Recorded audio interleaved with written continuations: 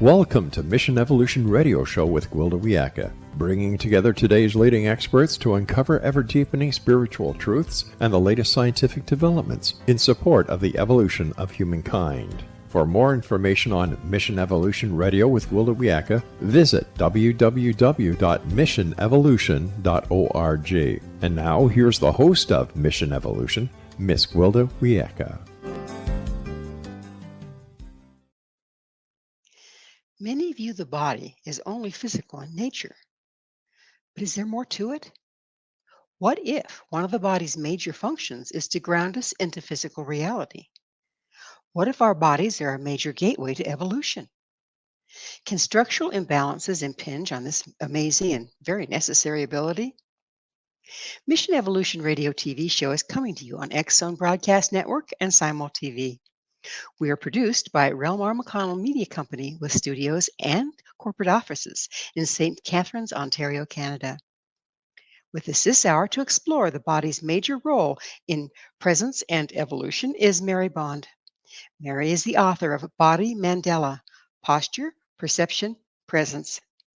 She trained directly with Dr. Ida Rolf, the originator of structural integration. Her 3 books based on Rolf's philosophy of gravity is a healing force for human transformation have been translated into 5 languages. Her website, healyourposture.com. Mary, thank you so much for joining us on Mission Evolution. Gwilda, it's my big pleasure to meet with you and talk with you and your listeners. So it's amazing to me. You studied with Ida Rolf. What drew you to study Rolfing in the first place? Well, because I got Rolfed. You know, I had. I'm so sorry to hear that. Well, no, I had the experience. I was in a dance program at UCLA studying to get my degree in choreography. And my roommate, who I knew could not do a double pirouette, suddenly was doing them in the ballet class. And I was like, well, what happened to you? And so what happened was that she became better aligned through this body therapy, manual therapy called structural integration. So I thought, well, I got to get me some of that. And then Dr. Rolf came to town. She came to give a sort of demonstration, and she was talking about gravity. And I was so interested in how the body worked as a dancer. And actually, my ballet teacher had been talking about gravity. So I kind of perked up. And I asked her if I could study with her. And she started to say no. And I said, well, I don't really want to do the work.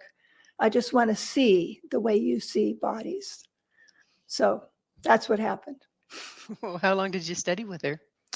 Well, let's see, probably 5 years or so. You know, I kind of came in and out of it. I was dedicated, and yet I had other things going on in my life, like family and.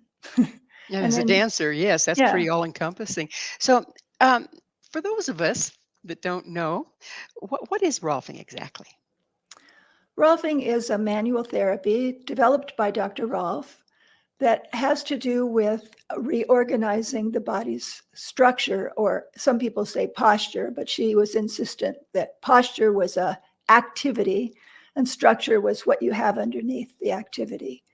So it was about realigning the structure in accordance with the pull of gravity so that everything would work better, that the muscles and the bones would be more able to move freely, and that within the body also the functions would be working more correctly. Mm-hmm. So how does Rolfing differ from massage, say, for instance?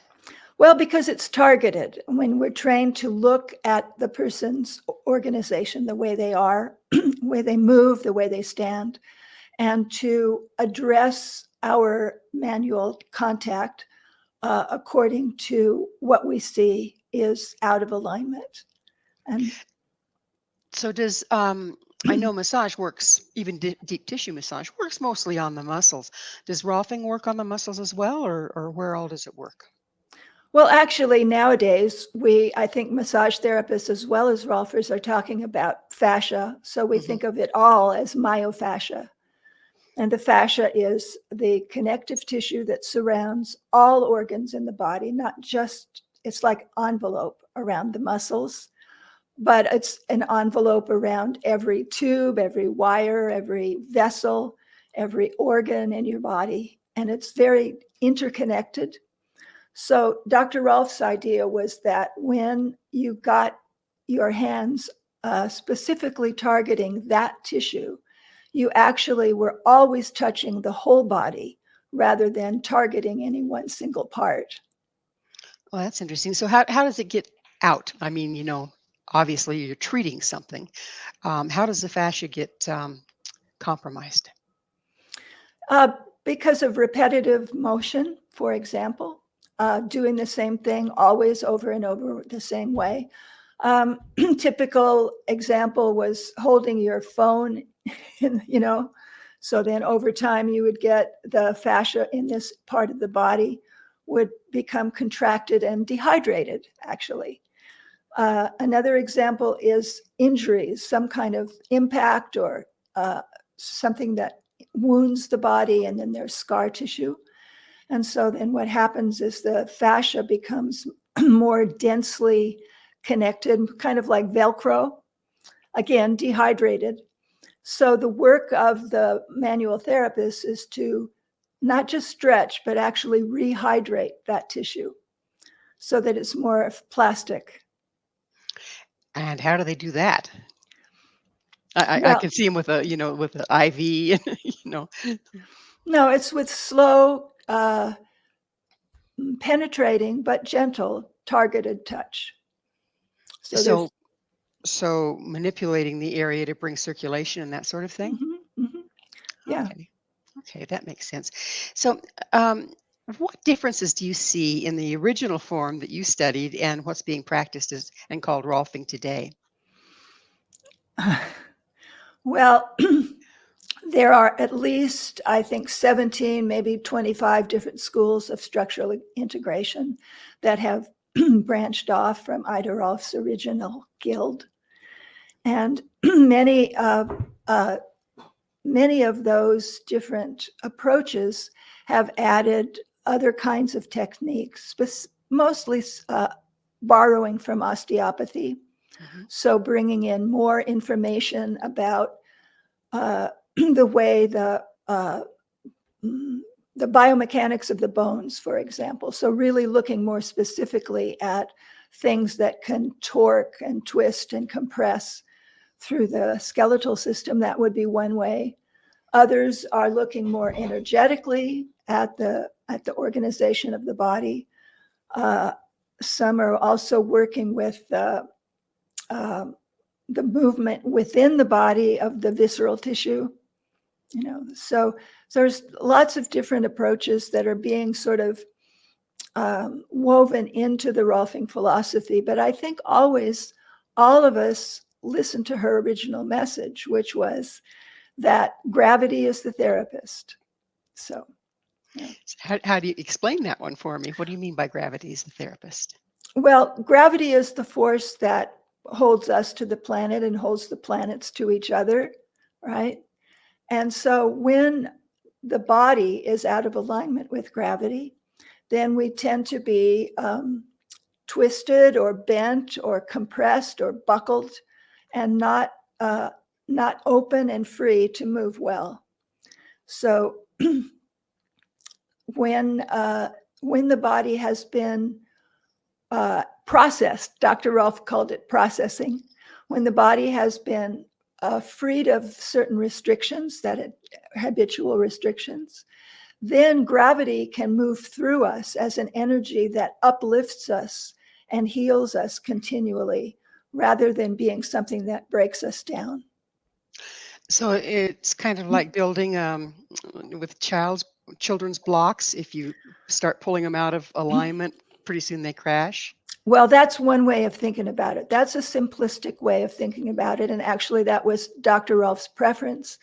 I think she was trying to communicate with the most possible people. So she used that stack of block imagery as her logo.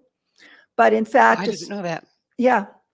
And so a stack of blocks is actually a compression. one thing is on top of another, pressing down. But more recently, we're looking at the model of tensegrity, which means tensional integrity, which is what's the word? A harmonizing between the compressive members of a structure and expansive or stretching members. So an example of a tensegrity structure would be Buckminster Fuller's geodesic dome. I don't know if people remember those, the way they were struts held together through wires, tension. And so this way of thinking about the body allows more spaciousness and more plasticity in our way of bringing it back into harmony. Is it kind of like a suspension bridge? Yes. Mm-hmm. Okay, that makes sense to me. Yeah. And this is all done by physical manual manipulation. Well, yes and no, because always built into if you do it the way Dr. Rolf taught us, built into the manual, the physical manipulation of the therapist is what she called calling for movement. So she used to say, put the tissue where it belongs and then ask the person to move. So the person on the table is not just lying there passively, but they're engaged in their own process. And she also developed and taught us to train people to help themselves maintain the gains that they had gotten through the therapy through movement practices. Oh, so we're about out of time in this segment. So Okay. You're saying that we have habitual movements, and you start to work beyond those habits because, again, once you're doing repetitive motion. Mm-hmm. Mm-hmm. Exactly. Mm-hmm. Pretty fascinating. It is. That's the part that I love. Yes, it's in action. Well, as a dancer, you wouldn't you? Mm-hmm. That's what brought me to the work. Well, it is time for that station break. Mary and I will return very shortly, so don't go away. This is Mission Evolution, www.missionevolution.org. What is body awareness? With us this hour discussing the importance of structural integration is Mary Bond. Mary, what is body awareness and why is it so important? Well, everything we do through the body. You know, our lives are lived in our bodies, and our thoughts, our dreams, our imagination, voices we might hear, images we might see in our dreams, all these things are coming to us through our senses. So I think what has happened since the Western religions have sort of given us the belief that connection with the spirituality of our lives has to be transcendent, that has to be outside of the body. But in fact, I think we're starting to learn through certain kinds of research into trauma therapy, for example, that in fact, body and mind are completely integrated, and that what we experience within us is as connected to the universe as it always has been throughout history. Fascinating. So, in other words, we don't have to leave the body to be present and functioning in this reality spiritually. Rather, it's Exactly. almost the opposite, isn't it? I think so. I think the body is a gateway. It's not an obstacle. So, what does fascia that we were just talking about earlier, what does that have to do with body awareness? Oh, it's so fascinating. Fascia, years ago, when people did dissections to try to understand what's going on inside the body, they would throw this stuff in a bucket and just ignore it. It was just not important. But since actually Dr. Rolf, I think, put fascia on the map, at least in the most recent period of time. So there have been now many conferences and research studies where body workers, people like me, and academics who are studying fascia in the laboratories have gotten together and begun to compare notes. And lo and behold, fascia has free nerve endings in it. So this means that it can receive communication. So much of what we feel inside our bodies is communicated through the fascia. Fascinating. It is. It's amazing. And they just throw it in a bucket, right? A long time ago, yeah. No So more. no more. So the fascia really integrates the body in a way. That's right. It's everywhere. It's down to the cellular level. So every cell in your body has a little tiny thin membrane of fascia around it. So, and that's interconnected all the way out to the fascia, which is like an envelope around your whole body, the skin, just under the skin. So if you've damaged fascia in one area and it starts to become restricted, does it then restrict fascia throughout the body or in neighboring areas, or how does that work? Yeah, actually, in Dr. Rolf's book, she has an illustration of a sweater where you have a sweater that has a pull on it, and that how that pull pulls through the whole sweater and distorts the shape of it. So it's a simplistic image, but it's exactly what happens. Is you could have. I remember having a client years ago who was complaining of a neck problem. She'd had an accident, and she had been told that if she didn't get neck surgery, she would end up, not being able to walk. And the class that I was teaching that she was in happened to be about the feet. And she stood up to have us look at her feet. And when I looked at her, I saw that there was absolutely no structural support under the side of her neck that was having the problem.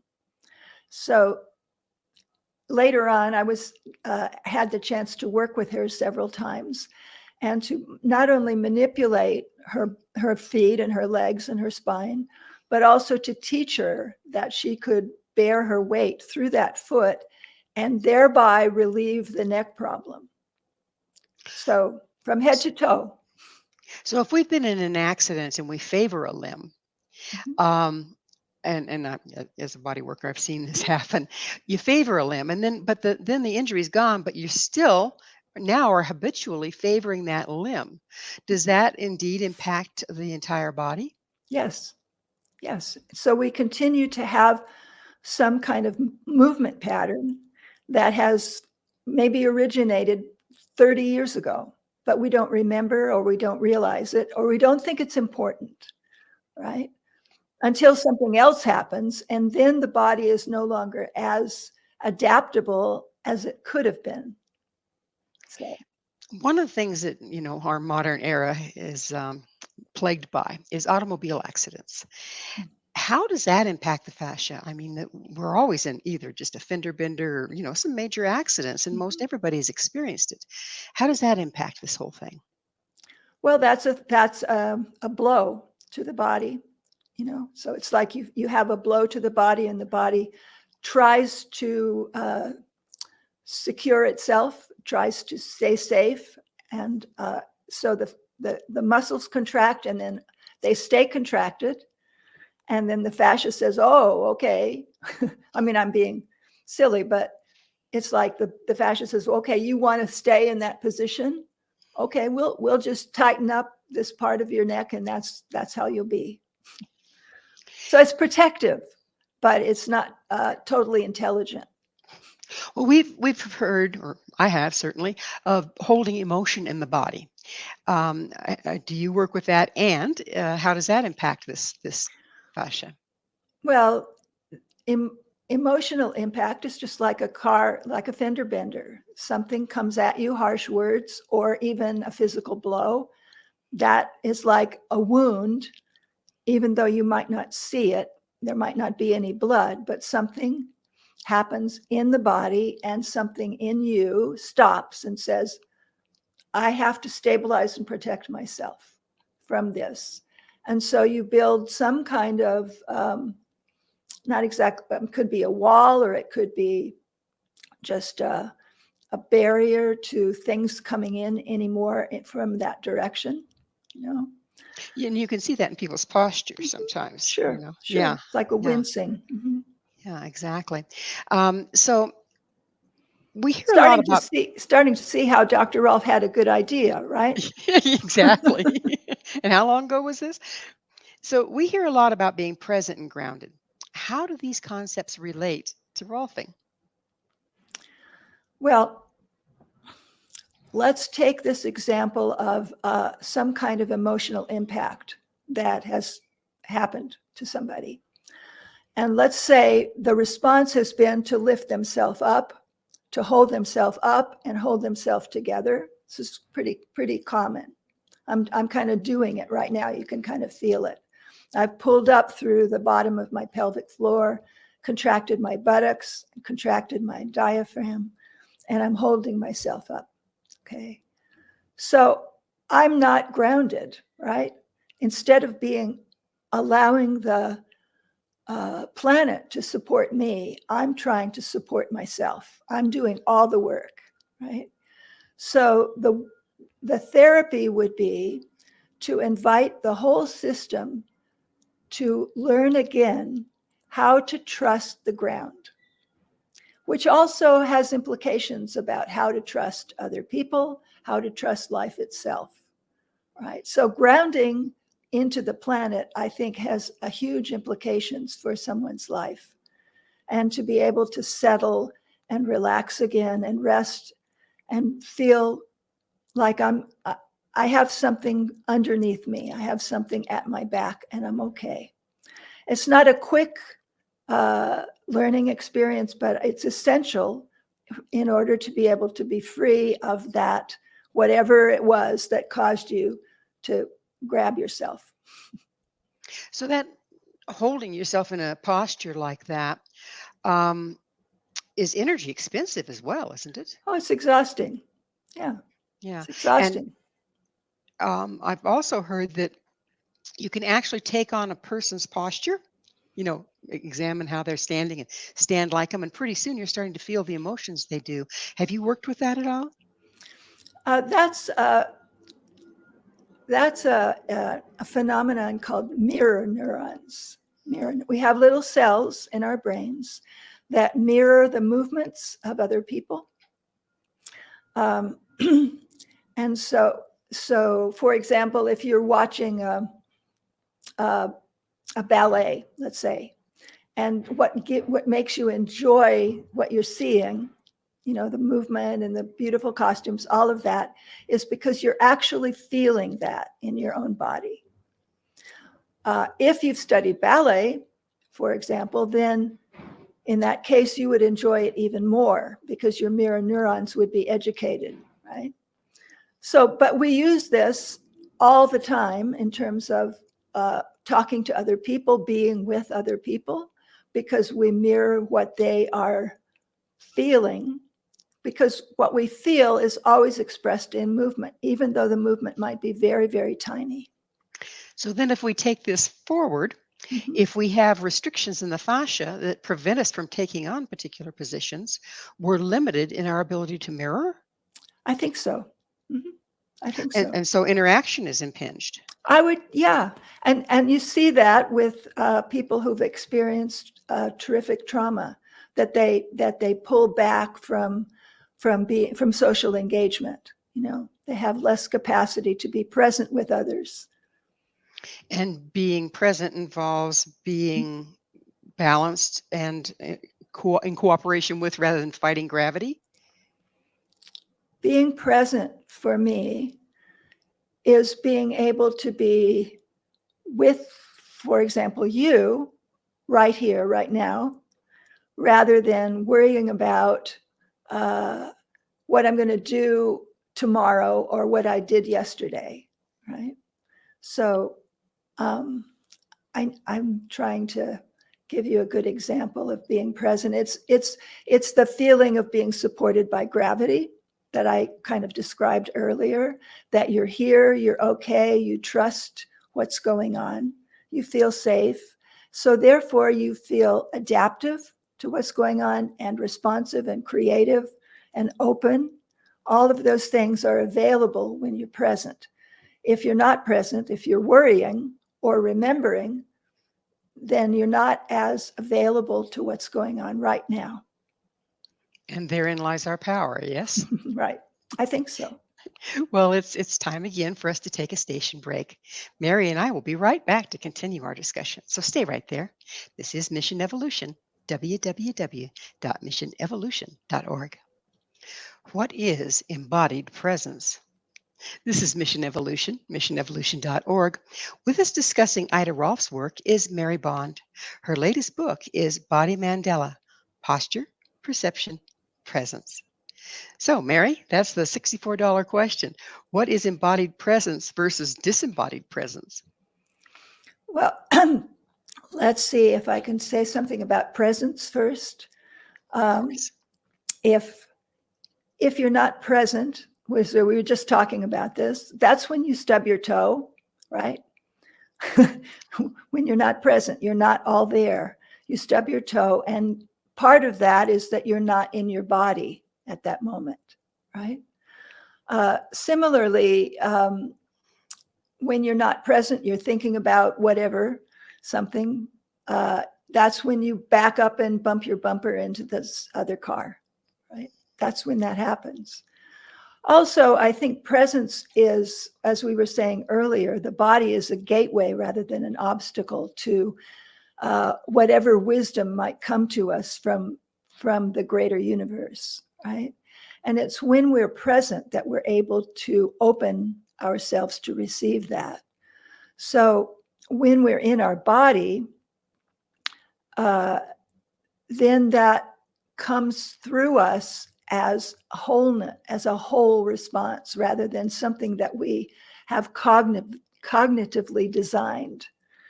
You know, you can just be present with your mind, and it's, I think, much less compassionate, much less gentle, much less open. But when you have the body, there's something that allows you to connect with all bodies, with all, that we're all connected to one another as well as to the planet. So So the body puts out an electromagnetic field. Is it through that electromagnetic field, if we're in the body to detect it, that we connect to others? I suspect that's correct. You know, I don't think about things in those terms. I'm thinking more in terms of the more pedestrian idea of perception, you know. But I think that we are energy and that we're surrounded by energy. I read something recently that I quite like, but I can't remember where I read it. And if anybody listening knows where I read it, I would love to have you send me an email. What it was that everything is made up of light, heat, and gravity. Yeah, I think that's true. So that's true of our interactions as well. If we have had a lot of trauma, like people that have been in war-torn countries and this and that, and in addition to probably injuries, when do you start noticing that your life is not working anymore because you have all these restrictions? And do you think Rolfing can treat that? Oh, I do. I think people are so traumatized. There's a wonderful program. I wish I could remember the name of it, but it's working with therapists in countries surrounding Ukraine to teach them how to intervene and help people who've been traumatized by the war there. And I think there have been many such programs over the years. They're always small because we are alternative health. You know, we're not medical mainstream. But I think that being able to be in communication, either physically or through words and whatever kind of therapy there can be, as immediately as possible, helps such people to overcome or at least manage the dire circumstances in which they've been thrown to. When you say immediately, is that because the sooner you treat it, the less embedded it gets in the body? I believe that's true. I don't know for sure. Yeah. Pretty fascinating. So let's talk a little bit about surgery. What happens when you cut through the fascia in surgery? What happens? Same thing as if you had a knife wound from a burglar. It's still an injury. I mean, it's an injury in a positive sense, a positive injury that has saved your life. But all the same, there's going to be a network of increasingly dehydrated scar tissue that develops around that wound, and which would be extremely beneficial to have someone who knows what they're doing work with that tissue and soften it, relieve it, so that the scar tissue of the positive wound doesn't end up being a negative, have a negative impact on the system as a whole. And Rolfing can do that. Not just Rolfing, but other kinds of modalities as well that are focused on whole body healing. Does it matter how long it's been? So say, for instance, a person had surgery 20 years ago and now they're just hearing about this and they know that hip has never moved the same since the surgery has healed. Can you go into it now and still have an impact with these therapies? Yeah, absolutely. I not too long ago, I worked with a woman who'd had several cesarean surgeries, several cesarean births, and had a terrific scar across her abdomen that was pulling her down and in. And just relieving that scar, it took a long time, more than one session. And scar work is very slow, very gentle. It's not rough. You're not trying to suddenly make this all smoothed out. You have to be kind and gentle and patient with that tissue. But over time, that whole compression in her gut area softened and opened up, and she was able to stand much more upright and move much better through her legs. I understand scar tissue is fairly insidious. Does it kind of regrow and you have to get back in there and coax it to soften again? Is that why it takes more than one session? It depends on what the scar is about, where it is and so on. So, Okay. but it's not, the scar doesn't just stay where it is, but it sort of sends out little feelers around it. And so all those little feelers, do they become restrictions Yeah, they're as well? restrictions. Yeah, it's all restrictions. Yeah. So you want things to be moving. And so when I'm saying moving, it's not like, a great big movement, but it's when you put your hands on a body, you can feel whether it feels solid or whether it feels like there's energy or blood or, gentle movement moving through it. And the more impinged we are, the less movement and the less life, really. Exactly. Interesting. Let's talk a little bit about how this impacts our functioning in the world, not just our physical functioning, but our productivity, our creativity. Well, as you said, it takes a lot of energy to hold something back, right? It takes a lot of energy to maintain a protective stance. So that means that you have that much of yourself devoted to maintaining the status quo, which I think probably distracts from your creative output, from your ability to come forward into the world with your whole beingness, with all the things that you're capable of. Yeah. So. Yeah, restrictions are restrictions, huh? Yeah, there you go. You suggest that an awareness of space around the body influences how the body functions. Would you explain that, please? Absolutely. So, if you don't mind, I would give the readers or the listeners an example. So, for example, if you right now imagine that you're holding your phone, your device in your hand, and you're scrolling through it, and you're looking for an urgent text from somebody, and just put yourself into that frame of mind and that sense in yourself. And notice, if you stay that way for just another few moments, how you're breathing, how the breathing feels, how your body feels, and how comfortable you are. And then let's just put the phone down for a moment and imagine if you stretch your hands way out to, touch the walls on either side of you. And imagine that you can see, let your awareness, your eyes, take in that space through your peripheral vision, not your focus. Your focused vision was looking at the phone. Now you're using more of your peripheral vision to sense the space around you. Imagine the space behind you. You know what's there because you walked through it to get to where you are. So there's space behind you, space all around you, space above your head. Notice your breathing in that situation. Notice the way your body is, the way you're sitting, and your comfort.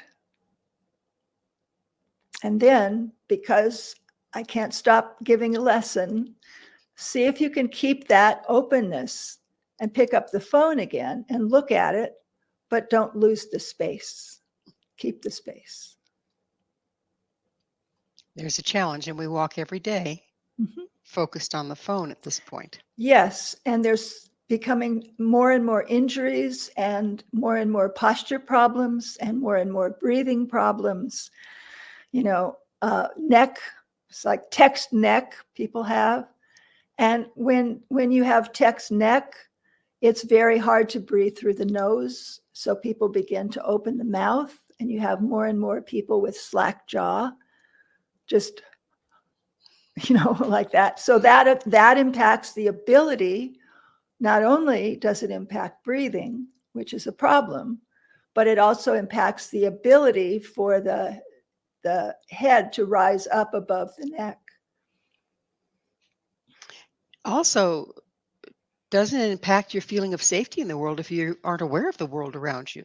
Absolutely. If our ancestors weren't aware of the space around their bodies, they would have been lunch. They wouldn't have been catching lunch. They would have been lunch. And we end up being a spot on the pavement. Yeah.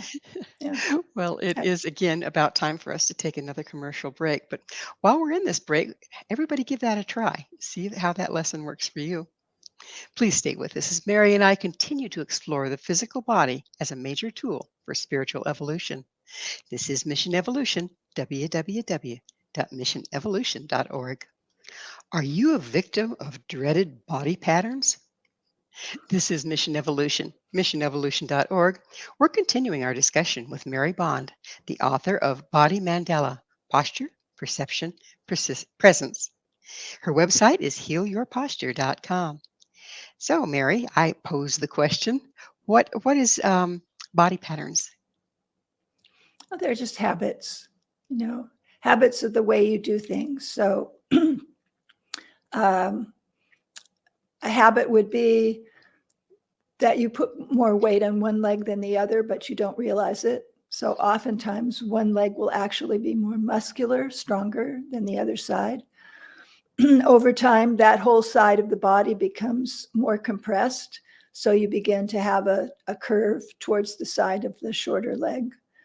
And little by little, you get older and older, and you begin to have a limp. You don't know it because it's developed since you were like probably 8, So that's a pattern, and a pattern persists unless you've studied it. First of all, waked up to it, and then decided it's important to change it, and then go about some kind of process of balancing yourself so you have more equal weight on the two sides of your body. How can we wake up to it? To body patterns? Well, lots of times I think when we go to a therapist, whether it's a doctor or an alternative therapist, we just want the pain to go away. I think most people these days are they think about body awareness is not all that important. The only thing they're mostly aware of is pain. Or number 2 is how they look, So those are the two motivations that people have when they come to a therapist, and the therapist is expected to fix that, right? If you're lucky, you'll run into a therapist who instead wants to educate you and help you understand how you got that way. So my advice is to look for that kind of person who can help you understand your patterns and help you find a way through them. Now, this could be a yoga teacher. It could be a Pilates teacher. It doesn't have to be a manual therapist. It just needs to be somebody who's willing to help you change the way you do things, rather than make you more comfortable or more attractive. If you're very much right-handed and you do it, so you intend to do things one-sided, Mhm. Are there some activities you can engage in that can start helping you correct that involve bilateral movement? Oh, I think so. Yeah. I mean, I think that's, for example, a good reason to study yoga or dance, any kind of dance, or gymnastics, or, anything, swimming, whatever we do that engages the two sides of the body as equal partners. If the handedness has become a problem, then you'll notice it. You'll notice that you do certain postures or exercises more readily on one side than the other. Well, it's this more difficult side that is the side that you need to work on. And it's not what we want to do. We want to excel, so we are very happy to do the side that works great, do all those pirouettes to the right, but it's doing them to the left that's going to help you the most, change your brain, change the way you do things. You mentioned how important movement is intentionally working bilaterally, intentionally doing the equal amount with one side as with the other. How does that affect our overall functioning? Well, it's not my expertise, but my suspicion is that it's improves functioning, improves probably the two sides of the brain working more in tandem. But again, it's not something that I necessarily have people do. So What kind of movement you say in Rolfing that you engage the client to move when you're mhm, holding a position or mhm. pressing on some fascia? What's that look like? Explain that to us a little bit. Movement might be breathing, might be just the breathing is a movement, right? So, for example, someone who breathes into the upper chest, this kind of person needs to learn to breathe into the lower ribs. So perhaps I would place my hands around the lower ribs and say, see if you can inflate your lungs into my hands. See if you can find that widening through the lower part of your rib cage. So that is a new movement, and it's a new sensation, and it's a new understanding of breathing. So that would happen perhaps on the table. And then when we sit up, can you bring that into the being upright in gravity? Can you still breathe through that lower part of the lungs, or do you have to breathe up here? Okay, so then you practice it doing walking or doing the dishes or whatever it is. So you have an opportunity to feel a different way of moving, and then to blend that way of moving into daily life as well as into whatever practice that you do, sports or somatic practice. How important is bringing a person's attention to a different body part when you're doing this? Does that have any effect? Oh, absolutely. If the person is not paying attention, then they're getting nothing out of the whole embodiment purpose of the process. So if the person is on the table chatting away about their latest knitting project, it's not going anywhere. It's what I call first aid, maybe, if you're lucky. But by being truly present, in your body while somebody is doing the work, then there's an opportunity to feel yourself, to sense yourself differently. And it's that opening up of your, awakening your awareness of your body that is, I think, the whole point of it. Well, Mary, it's that time in the show when I get to ask you, what is your mission? Okay. I think that people who truly respect their body's wisdom and understand their bodies, understand their patterns, I think those people are more likely to be receptive, to be compassionate to themselves, to other people, and to all of life. So that's my purpose, is to bring more people to that place of understanding and respect of the body. Very beautiful.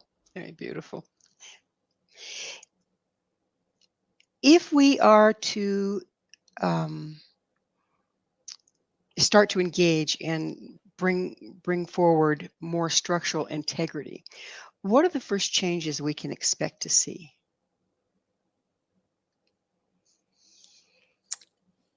It's so various. People are so different, you know. So I don't think that I could say there's a blanket thing. But in general, I think people feel more, people could say something like, they might stand up from the table and say, oh, I've never felt my feet before. My God, I have feet. Right? Or my breathing is amazing. I didn't know that I had such capacity in my rib cage. Or, gosh, I went home and I was able to talk to my husband without fighting with him. You know?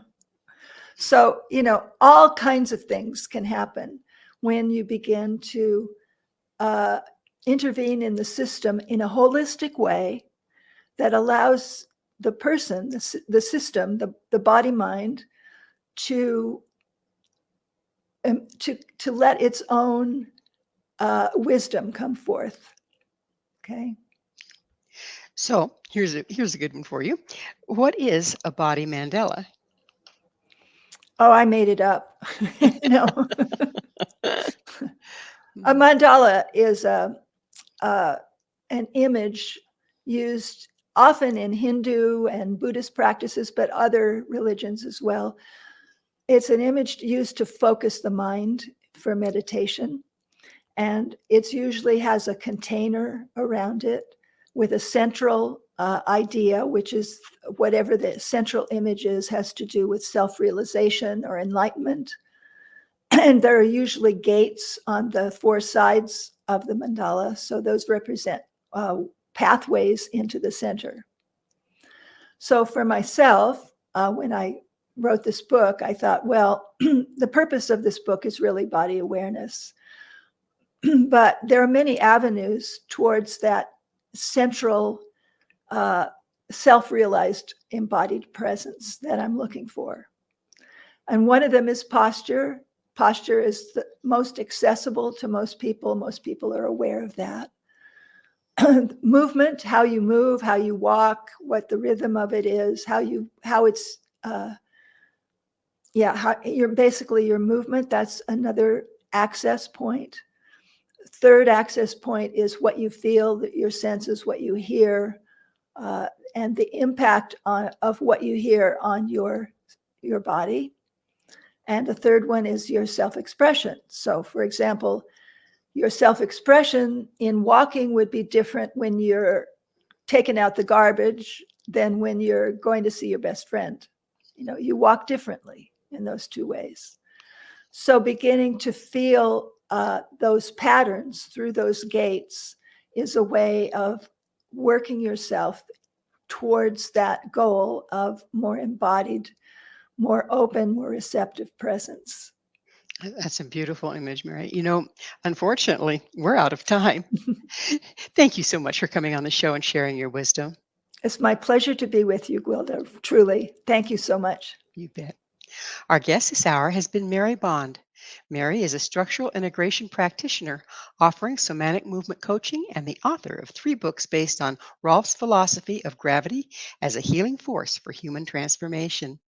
To find out more about Mary and all the wonderful things she has to offer, visit her website, healyourposture.com. This has been Mission Evolution with Gwilda Wiyaka.